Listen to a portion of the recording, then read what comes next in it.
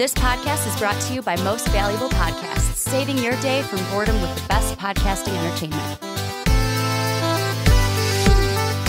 Hello and welcome to Too Old to Game, the podcast on MVP Network where we come together and we discuss how we're old men who still love to play games, who probably are too old to play games, but we do it anyway. Are we the definition of old men? I feel like we are. 28 and 27 too old? I feel like once men? you're over like 24, like you're an old man. When you're talking about video games, like once you get to about like 14, exactly, you're too old now. An old man in the dictionary is an elderly male person. I feel like with technology it's different though.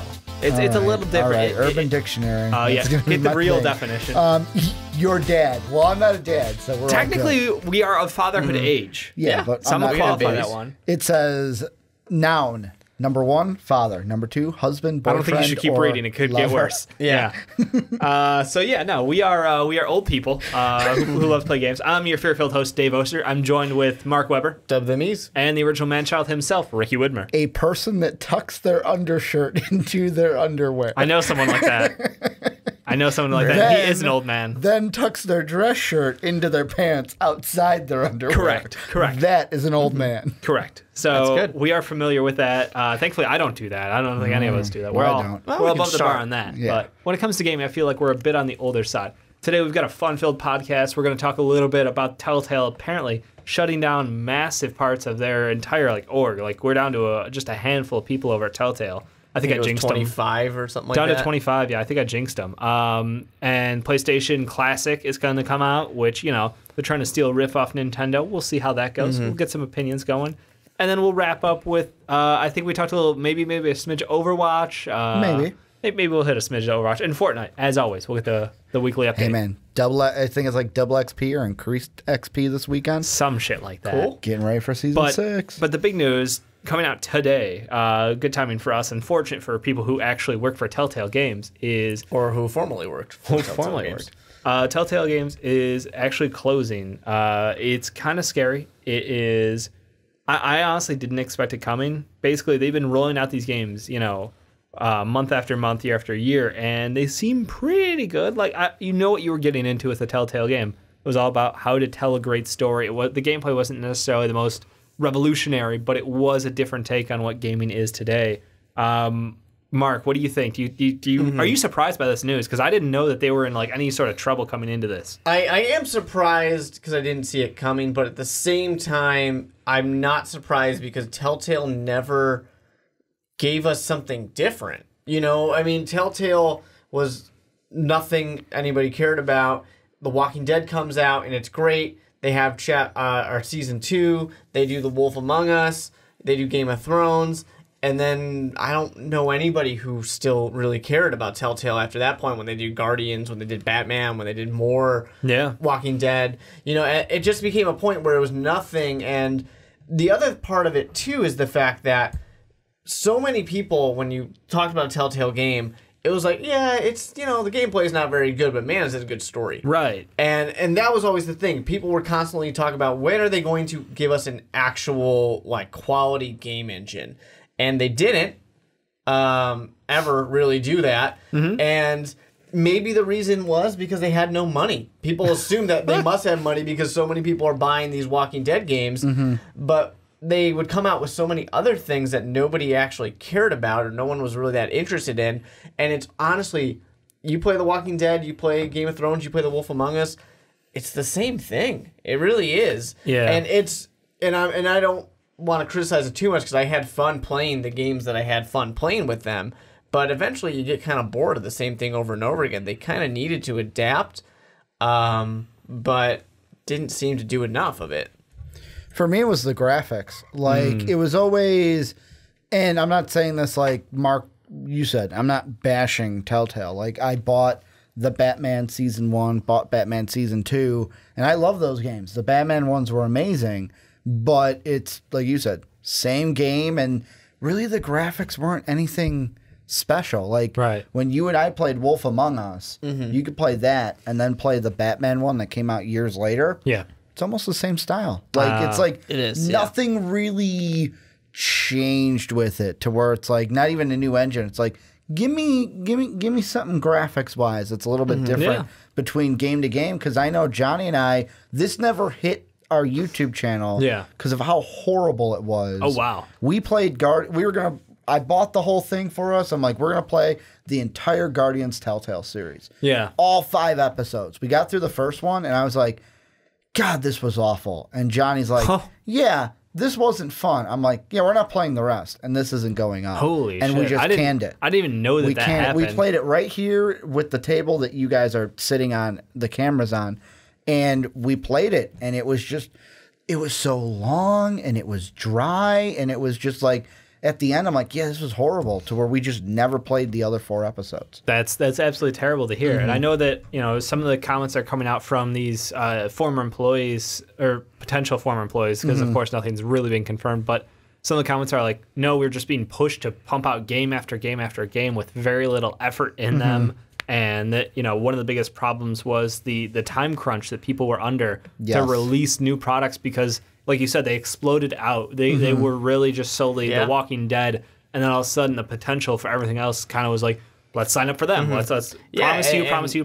And that was basically a meme for a little bit of every game was Telltale's game version of it.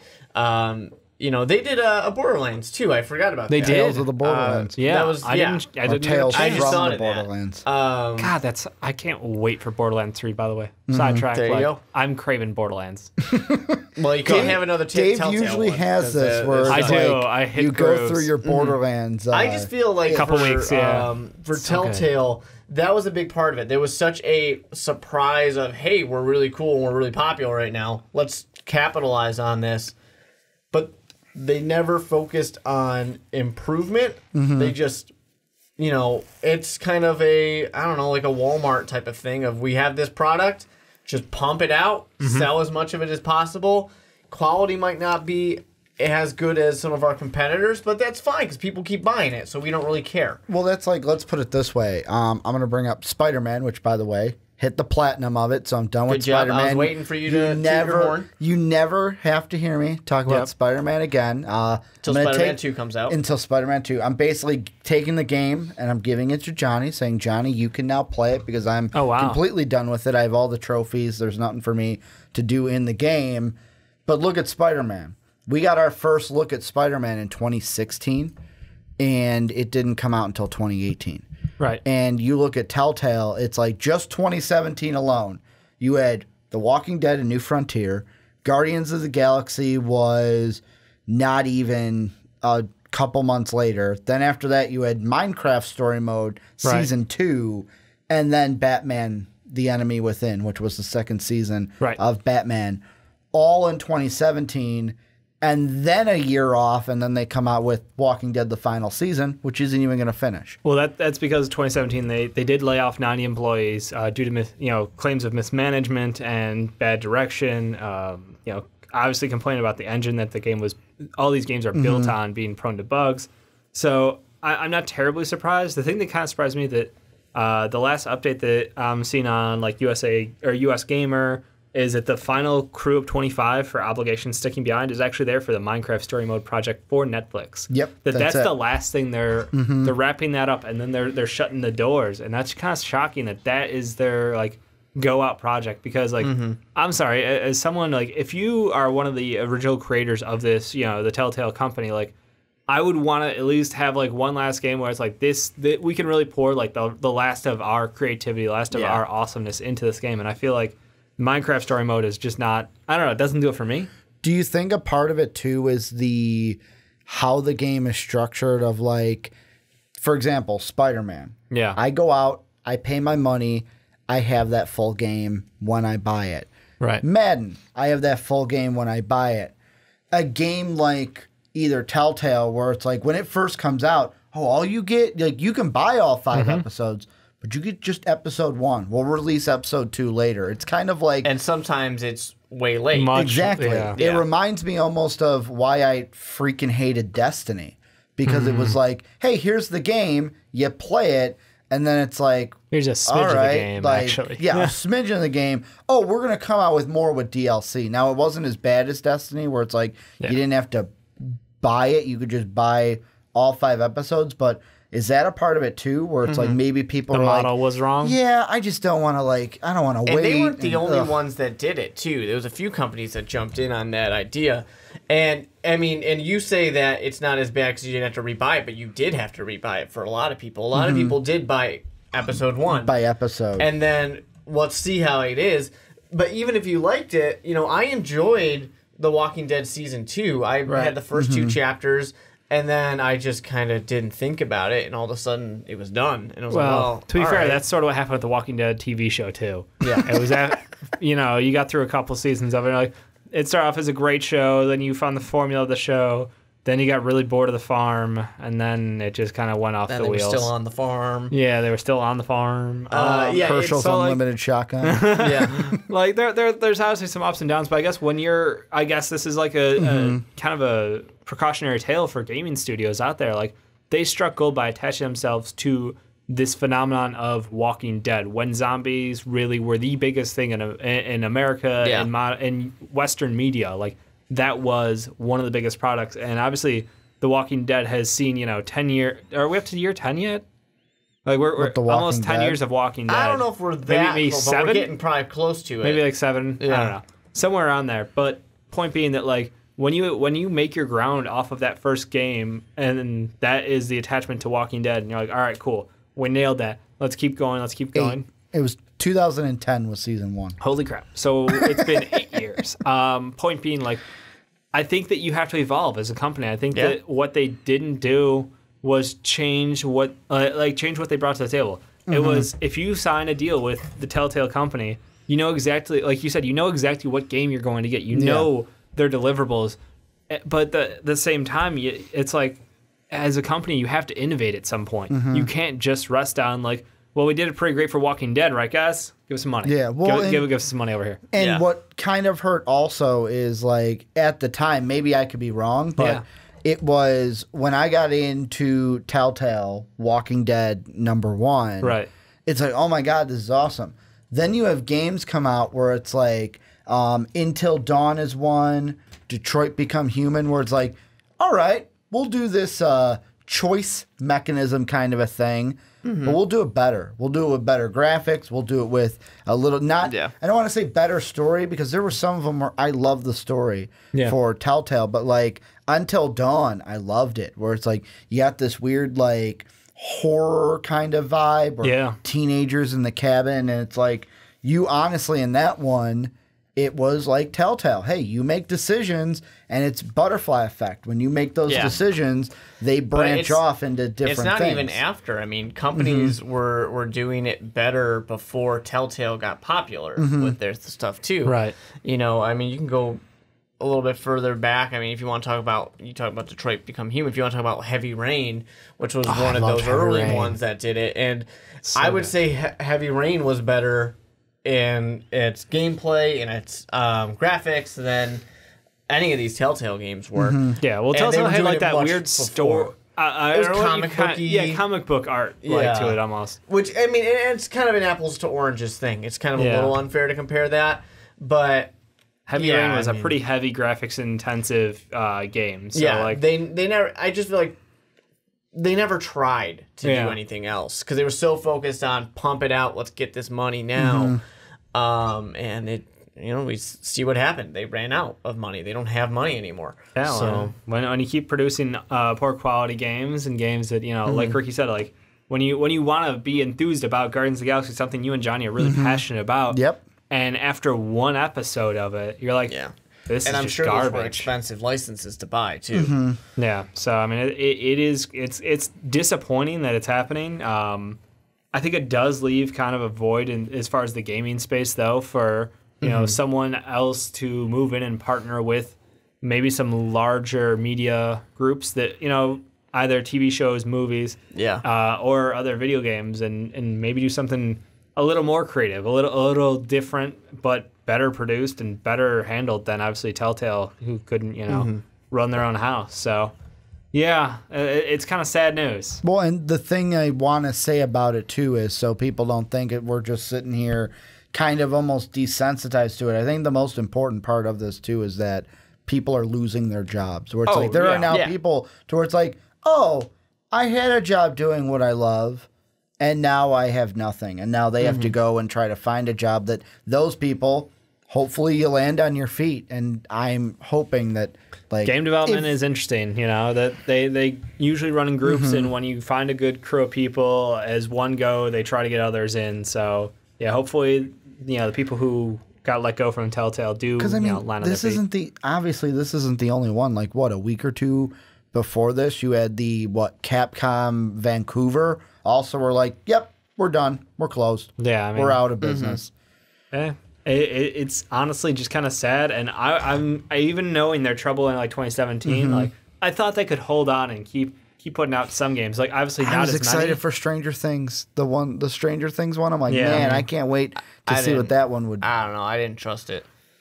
Stranger Things season 1 was awesome. Stranger Things season 2 was like, all right, this is still kind of cool, but you guys are really starting to slip a little bit. Yeah.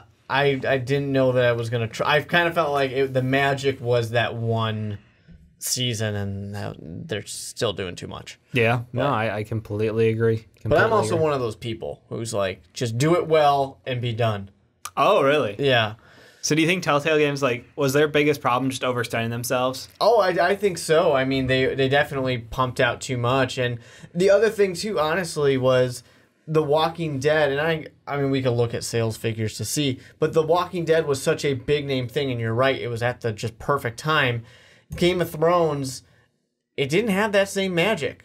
You know, you look at The Wolf Among Us, it wasn't really a popular, you know, the Fables comic isn't really that popular.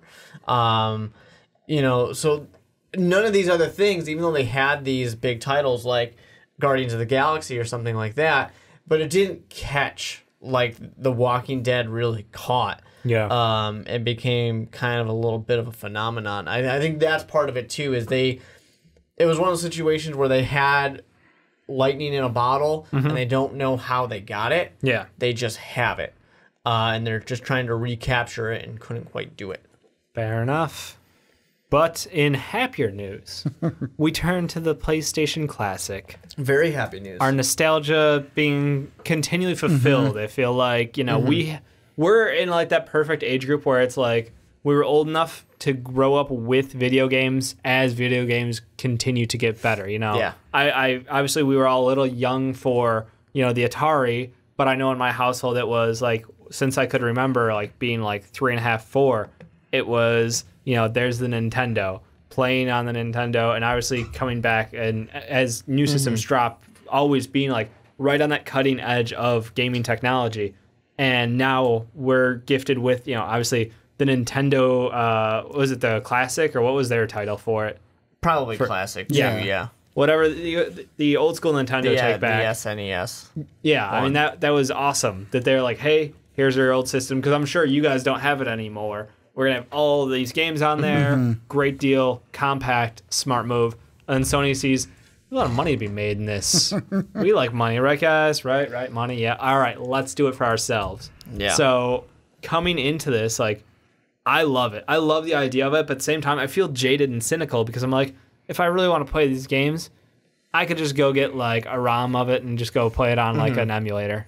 Well, the part of me who is also upset about, not necessarily upset, but is a little bummed out of something else that Sony did. Yeah. Was, and it's come up on this podcast before, that I'm a Vita guy. I like the Vita. Yep, sure. And the Vita is officially, it's done in 2019. They're going to stop making any Vitas. It will be done. And, you know, it had 8 years. It was good. But the kicker is, for any of us people who actually like the Vita, is that they said, no Vita number 2. You know, it's done. We had fun. We're out.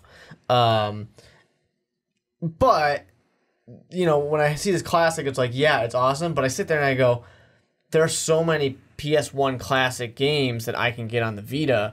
I don't know that I need this. Right. You know, and that's And I own some PlayStation 1 games still. Not I very definitely many, do but I as still well. have some that I haven't sold at some point in time. You know, I'd love to play Tactics on it again, or play, the original Metal Gear. Well, not the original Metal Gear, but Metal Gear Solid. The original Yeah. Metal Gear Gotta play Solid that on Tony it. Hawk Pro Skater, man. I hope that's on there. There's cool things like that where it's like, yeah, it'd be fun to play. But I'm also like Dave's saying, I have another way I can play these things. I'm not that concerned it's not about as it. hard. Like, I think that's the one big difference between PlayStation and Nintendo was, I feel like Nintendo, there was always like, nobody kept around their Nintendos except me. I still have mine. I'm just tossing out there. Yeah. But like, not as many people kept them around. Sony like overproduced a ton, and they like PlayStations, and I just feel like it was easier to keep playing the PlayStation library than it was for the Nintendo library for the longest time. Yeah. And I don't know, Ricky, you obviously like pretty big on the PlayStation train. I mean, so see here though that I'm a little torn of it because it all depends on for me of what the actual game list is. not game list, but necessarily like the graphics. Is it going to be I plug it in and it's like I'm playing that PlayStation 1 game again? I'd hope so. Or is it going to be like, oh, it's a little bit of a remastered feel since it's going to have the HDMI cable, obviously, because how many TVs nowadays have the old input system of the 3 yellow, red, and white cords? Yep. But like part of me is like, is it going to be a factor of like, what do you prefer? This, if it's like, this is how it was when you're playing it and you're getting that same That's feel. true nostalgia. Or like, I'm going to pull up my Crash for PlayStation 4 because this is just all remastered. I know. And I'd rather have it Crash just Spyro remastered. remastered. It's like Ratchet and Clank, I believe. Like, part they of got a lot of their games. like part of me is like, yeah, I like the nostalgia, but half the time when I play these games, it's like, God, I'm glad graphics are better where it's at. Where it's like, you Graphics, give it to me remastered, and I'm like, Yeah. yes, I Do you love remember playing how this game. bad the camera angles were in games? Yep. Like Yeah. growing up? It was Like, painful. When you would have to actually adjust your camera And turn angle it. all the time. You'd, like, turn it with the right or if you stick. It's hard to go back to Yeah. that. Like, Yeah. I remember You had playing. to turn your figure and try to like get the wedge the camera to the right Yeah. location. 'cause Tank the- controls were the big one. Oh. What was that Rare Replay when they did that, or was it something else when they remastered a game? And the first thing everyone was complaining about was, I forgot how bad tank controls were, how difficult it is to manage with that. Personally, I would love for it to not be remastered. Just give me that old classic. Because if I'm buying this, I want it to be. Give me all them like I want to get polygons. into that nostalgia for it. The thing I wonder are two things really. I'm gonna add up it to 3. Okay. How is it gonna feel with that controller in my hand? Because the DualShock has adapted quite a bit to where I love the DualShock. And now this one's going to be 3 smaller. that we're having. Now we No- have the small no DualShock. We don't have sticks. the analogs. Yeah, it's gonna feel very different. Also, are they gonna have a better controller than the Nintendo Classic, where that cable was like that big? Oh, yeah. I hope they give us an actual. I'm looking at cable. the picture, and it does look like the cable's a smidge longer. But like, and that's the thing too is, I mean, how many people nowadays with our TVs and the way they are structured and your entertainment systems, yeah. who actually uses a wired controller that they're going to be able to sit close enough to a TV? That's the problem I have with some of these classics. Everything's wireless now. Yeah, exactly. You're so used to, I mean, you guys have been in my house. Yep. You sit on the couch on one wall, the TV's on the other wall. Yeah, it's like a 10 Yeah. to 15 foot difference. Like, that's Exactly. just not. So here's what you do. You get an extension cord and a really long HDMI, so you can put that I have sucker a long on. HDMI. So you put that sucker on the coffee table. Yeah. And then Get some and that gaffer's doesn't tape. matter. We'll gaffer's tape it to the floor so you don't trip on cables. Because take back is like my basement growing up. It was like a gaming hub, like for our neighborhood group, and the amount of The little times. thing with the there's the N64, there's the PlayStation, there's the Sega, and then tick, tick, tick, Yeah, and you could just notch turn it. through them all. But the scariest part was that cable nest coming from the TV to the people. Like a rat's nest. And you were just like, for fuck's sake, don't walk in front of it. You're going to trip on something. It's going to come all down. Like, it was the most unnerving thing. You knock one thing and one thing comes loose. It's like, all right, asshole, now I got to fucking jiggle stuff and see which one is loose so we can play this game. Yeah, it was a health hazard. Like, God forbid the TV falls on you because you trip on a cable. And then back then, those old big, thick TVs. I had one of those TVs fall on me when I was a kid. It wasn't fun. Yeah, no, it is. It might explain a little Look bit. what's happened. It might explain a little. But I actually, really, I don't know if you guys have looked into it. What is the deal with the memory cards for it? Ooh, I honestly, I don't know. Not. You just terrified me. Because, I mean... Because they've got memory card slots. Yeah, I don't think we are prepared to go back to memory cards, but it would be kind of cool if you could just throw your old PlayStation 1 memory card in there and load everything up. Like, if you're playing that game, load it up, and you go back. If anybody has them still. I have my red and blue one still. I had a red one, I had a blue one. I still have my memory cards because they're with my PlayStation 2. Yeah, not a PlayStation 1, I don't think, anymore. I think the PS1 one works on the 2, and that's why I kept it. Yeah. I know I've got 2s, but yeah. Oh, we'll have to see. We'll have to see. Yeah, I didn't think about it because I was looking. I'm like, oh, it does have memory card slots, but I didn't even think of like, it oh, mentions memory somewhere in the thing that you're looking at on their website. Yeah, but I don't necessarily know where, or I didn't get the chance to really look and read it.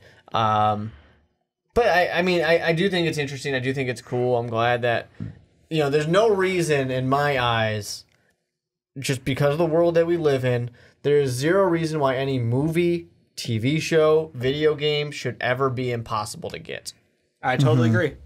Everything can be digitalized now, and I know that there's an extensive process for some of these things that have been, that are old enough to it, but we can make it happen, people. Like, everything should be available. You should be able to buy any of these things digitally. And of course, this is not digital necessarily, but there's no reason why you shouldn't be able to get to something if you want it. No, I totally agree. Man. Yeah, the game list so far, there's only 5 confirmed games. Final Fantasy VII obviously is the big one for a lot of people.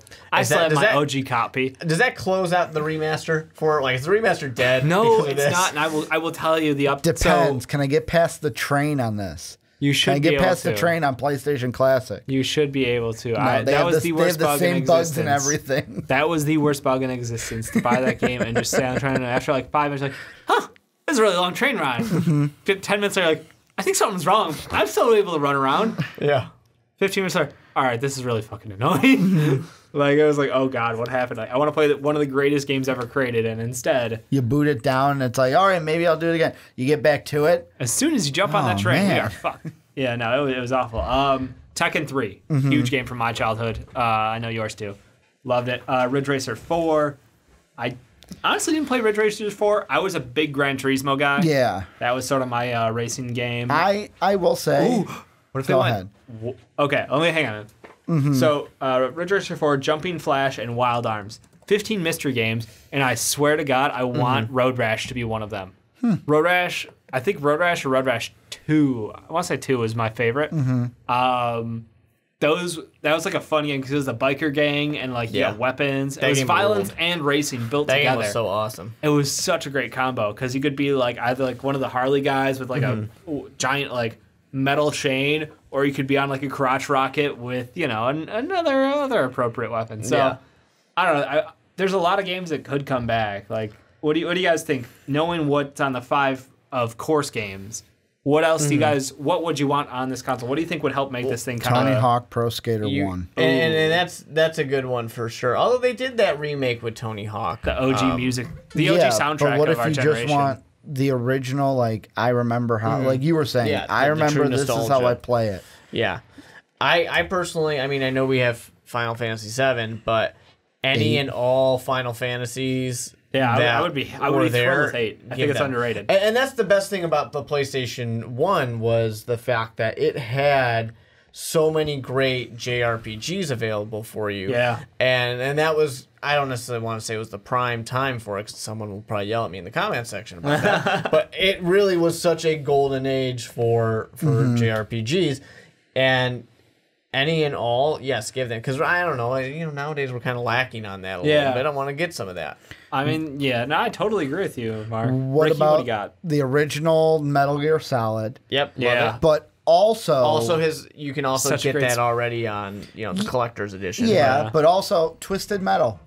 Give me a either like 1, 2, 3. Give me a Twisted Metal game. Oh man, on this because I remember playing Twisted Metal with us. Trying to play it now, my brain hurts. All the polygons, all the explosions. Trying to keep up with the speed of the game on a screen that doesn't have a frame rate. Like, yeah, it was difficult. Like, I'm talking like Perfect Dark today difficult. God. Like the brain waves don't work anymore because all the polygons just I think the thing that you guys are maybe we got a wrong angle on this when we keep talking about but I can get these games elsewhere. Is I think these systems are more targeted at like people maybe like 10 years older than us with young kids who it's like I want you to experience something that I experienced as a kid growing up. Yeah, like these were my teen years when I got to play Nintendo games and Sony PlayStation. Like I think that for me that feels like the prime market is maybe we're still too young. Or the more casual gamer of like you know what. I'm not going to buy this game and play it ad nauseum, but hey, I can buy this for $100 and play some old games that I used to remember playing. Right. And the thing that also with not all games back when we were kids, but a lot of them, there were some of them where it's like, you know what? I'm just going to hop on Twisted Metal with my buddy, play some of that. Some couch co-op. And not have to worry about a story. Now, of course, Twisted Metal did have like their story, but like there were games where it's like missiles and blowing stuff up, fire napalm. I'm just gonna jump into this game and play. There's and something not to be have said to about worry. that. Or like Tony Hawk, where it's like I'm just gonna sit here, skate around for a bit, and then like when I'm done, turn it off and walk away. Yep. No, I think it's almost like gaming has become too immersive to a point where like it's like movies. It's like watching a movie. You were so convinced that you had to platinum this game that you were like, I'll push that off to later. I'll do other stuff later. I want to play Spider-Man. Here's an aside to that. And now that I can give like my official, this is Ricky Widmer's small official review of Spider-Man. Sure. It's the perfect game to me because not only was the story fun, it is the perfect game for me. The game's perfect. And the reason why I say that is the story I liked the story. It had enough side things to where you liked doing them. And also because it was fun to swing around, it wasn't really boring to, I got to go all the way across the city for this. It was like, cool, I'll be there when I get there, kind of a thing. Yeah. But also the thing I liked was the challenges. You didn't have to you don't have to like I hate when games are like, here are these hard challenges. To get a trophy, 3-star all of them. And it's like, great. I hate these. Right. Yeah. I'm not going to 3-star them. I didn't have to do that. I just had to beat all of them once, which is like super easy. And then you beat Taskmaster and it's like, cool, there's 2 trophies right there. It's like all the trophies on that list, if you really wanted to get them, it's not like mind-numbing's a wrong word. It's not like I'm going to beat my head into this wall to get them. To where if you want the platinum, it's easy to get. It's time-consuming a little bit, but it's not like ad nauseum hard to where it's like, oh man, I never want to do that again. It's not like you had to play the game 4 times exactly to have all the different things that you could do. Exactly. Yeah. Yeah, I do think this is cool, and I do think there's some value to that. But nowadays with gaming too, Dave, you mentioned it being so immersive now. Yeah. But I feel like that's kind of that experience we want because you pick up your phone and you play balls or something like that. Y'all and your love balls. And WWE. I love that game. You play something on your phone. That's your I got 5 minutes to kill. Let me play this. If you're sitting down at your console, it's I've got all night. I just want to play this game. Yeah, I mean, there still are, you can play Madden fairly quickly in some cases, sports games, whatever. Yeah. Or like Rocket League. Brandon or yesterday. Call of Duty or something. Fortnite, that's basically Fortnite's success is the fact that you can get in, you can get your game in, and you're not stuck waiting for all this. There's no storyline. There's nothing that's holding you accountable to play that game for hours at a time. It's you play your one game and it could be done in 10 seconds. It could be done in 10 minutes. And then you can jump right into the next. Exactly. It keeps you playing. It keeps the momentum high. So I think that's the thing where I wonder, like you mentioned with these old games, some of them are immersive. Obviously, Final Fantasy VII is one of the greater stories that we've actually had come out on the game. But like some of these other ones, just quick plays, something you can get into, something you can just enjoy and feel. I think it's. I truly, the more I think about this, it's more of a sharing nostalgia between generations. Yeah, it's if I was 15 years older and I had a kid, I would be like, let's boot this up because my brother and his son actually he has an emulator, and like every time I'm over there, and I think it's partially because I'm a soft, he's like, let's play Mario. Dad always played Mario as a kid, right? And I'm like, yep, he would do that. And so we go back and we're playing Mario. We're busting out, Super Mario Bros. 3 and all those classic games because it's fun to share in that common I don't know. It's a common fun, common interest, common whatever you want to call it. But like, there's definitely something there to it. Yeah, and we have this.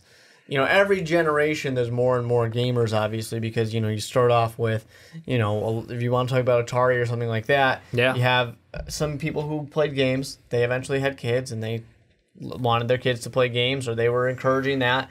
So there was more, and those kids eventually have kids, and they encourage their kids to play games, and it just keeps being a thing where people keep passing this on. So yeah, I mean, it definitely is something cool like that too. Do you think we'll get an N64 Classic? Is that coming next? Ooh. We got the NES Classic. The PlayStation. Are we going to get an N64 Classic? But I think the question is, are these...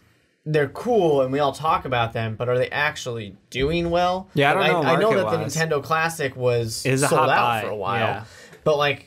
Is it a bunch of people bought them and they're like, okay, garbage? Honestly, I've heard a lot of people who are like, I played it for like a week and then it's just sitting like collecting dust on a countertop or on a shelf. So that's definitely something to be considered. But at the same time, if companies see these consoles selling for $100 and the amount of work it takes to, but if that people are just ignoring them, they're not going to come back for number 2. But if you slap, the effort it takes to slap a couple of games onto, a flash drive and be like, all right, this is now a system. And this is going to sound real shitty from a company standpoint, but all you need is to hype it up so you sell it out. Then we don't care how long you play it. You already bought it. Exactly. Well, you care how long they play it because if they come back. Yeah, no. For the next one. You just get the hype levels going again. Where people are like, oh my God, where they forget that experience they had with the NES Classic, where it's like, oh my God, I love all these N64 games. And then they buy it and it's like,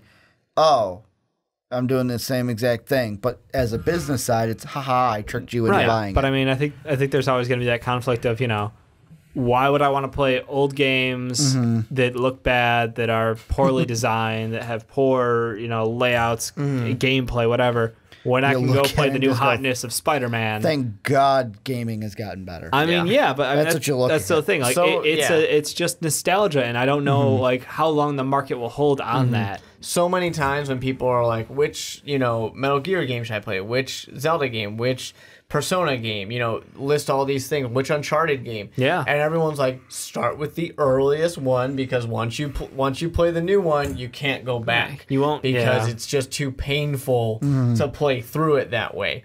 One of the hardest ones, I think, honestly, was if you were to play Persona 4 now and then try and go back and play like Persona 3 when you didn't have control over all your party members, and the if you play it on Vita, the map is completely different, and even though that's a cooler story, it's a better story, the characters are better, man, is that gameplay not as much fun as it is now. And there's plenty of things like that, so where people will go and they'll be like, oh, I'm so excited to play, the original Metal Gear, Metal Gear Solid. You go and you're like, this is not a enjoyable experience. I remember weeks of my life to that game, sneaking around corners, hiding from guards, and timing walk paths. Yeah. Like, there was a meticulousness to that game that I straight up respect still to this day. Oh, for sure. And like, it's something like that I would be intrigued to play for a bit, but like you said, like I'm gonna turn around and want to play a better version of it pretty quick. So and you can. Yeah, and that's wrong. And you can. There's your sales pitch, Mark. What's your game though? Like, we hit Ricky. Ricky talks about Tony Hawk and Twisted Metal. I mean, Metal Gear Solid 1 for sure. I'll take any Final Fantasy games that I can get. Yeah. My one thing, and part of it's because I just want another version, is Final Fantasy Tactics. Is what I I want more Final Fantasy Tactics so badly that Interesting. it's like, I don't care. I'll go back. And I know you can get it on iOS and you can get it on your computer and stuff like that. But, there's some nostalgia to that part, too. And maybe if they do that and people buy into it, maybe we'll get another one. Because Fire Emblem's brand new one. Yeah, Fire Emblem's cool and all that. But, I mean, if you're a Final Fantasy nerd, you just want it to have the name Final Fantasy in front of it. I was just say, it doesn't matter, what it is. It just needs Final Fantasy's name stamped on there. I would feel better about it. Yeah. Because I do like Fire Emblem quite a bit. I don't have a Switch, but the new one for the Switch looked pretty awesome.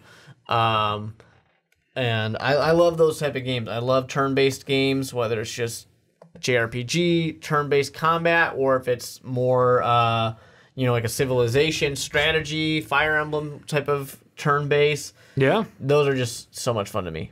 I completely agree with you. There's something addictive about it, and I don't know what. One more turn. It's always one more turn. Yeah. It's always one more thing. And I know, those kind of games, it's a different crowd of appreciation for that style of game. So that's pretty cool, Mark. I did not know that about you coming into this. Yeah.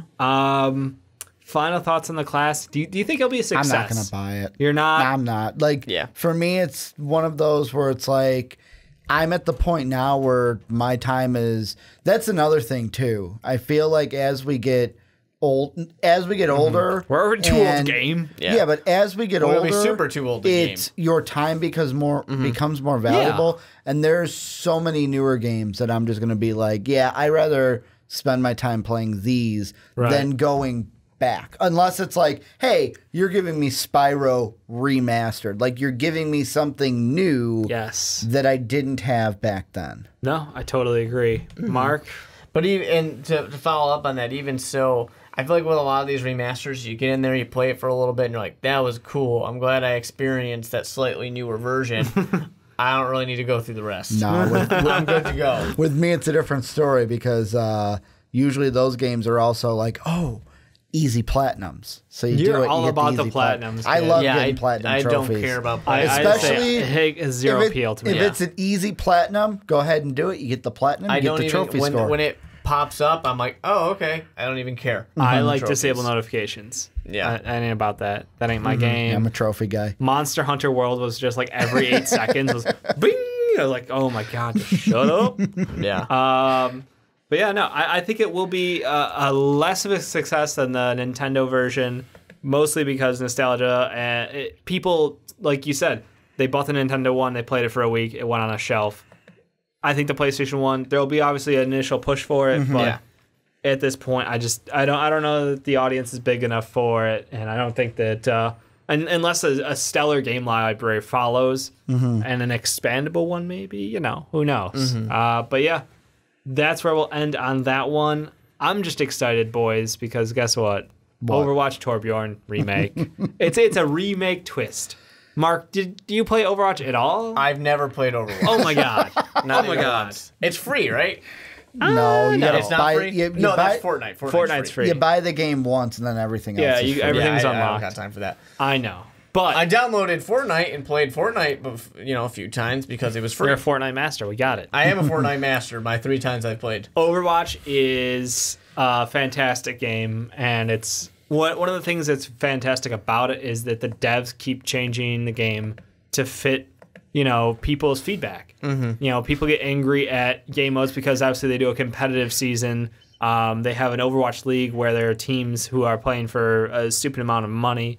And televising on Twitch and everything. So, there's a scene around it. So they want to change the game in order to make sure balance is fair, make sure every character is viable. They do a great job, in my opinion, of tweaking things relatively quick on standard cycles. So with Torbjorn, he was basically like this character who could drop down a turret, and the turret would do decent damage, and it was really like, how well could you place your turret? And how well could you aim his slightly wonky gun? Play the games where they're just standing in the corner and you just hear do do do do do do do because the turret's doing all the work. That's all it is. That's all it is. You play the games where I'm just sitting there staring at a wall. You're right. That's exactly what my play of the game was, I think.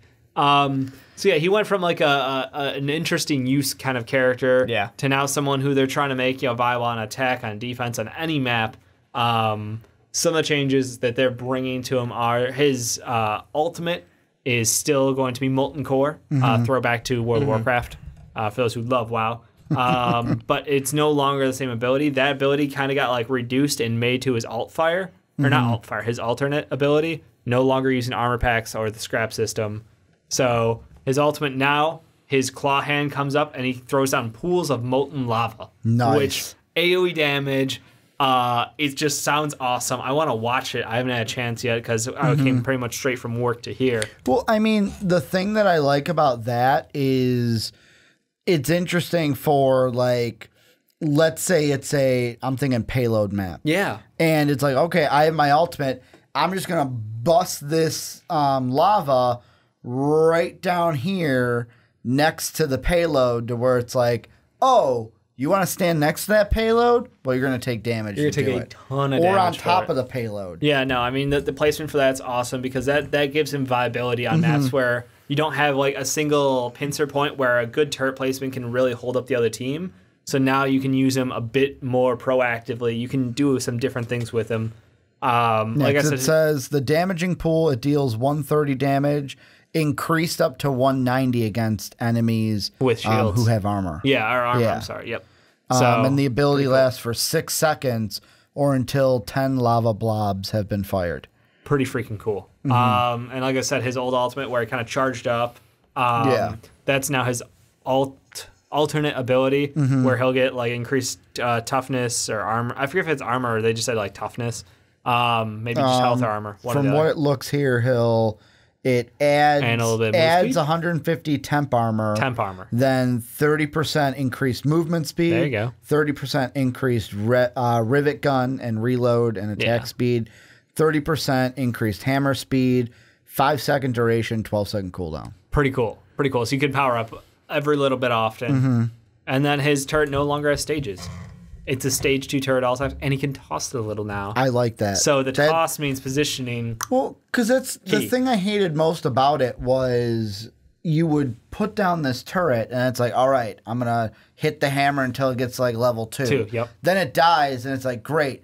Now I have to get back up there, put it down, but wait until there's no one around because I got to sit there and hit it with a freaking hammer until it gets to level 2. Like, positioning was so vital, and it caused so much downtime if you lost it. You were basically a waste of a character for about 30 seconds. So yeah. Well, and like you said, I wonder how this will make him, because the thing I love most about Overwatch is, like you said, they will rework a character to where it's like, oh, no one's playing this character, or people aren't using them in this situation. Right. Let's rework it to where they are better used. Yeah, the last often. couple reworks, obviously Symmetra and Mercy. I was an OG Symmetra fan. Like you were. That was my fan. I like Symmetra still. I was legit like platinum on Symmetra, just Symmetra solo. Yeah.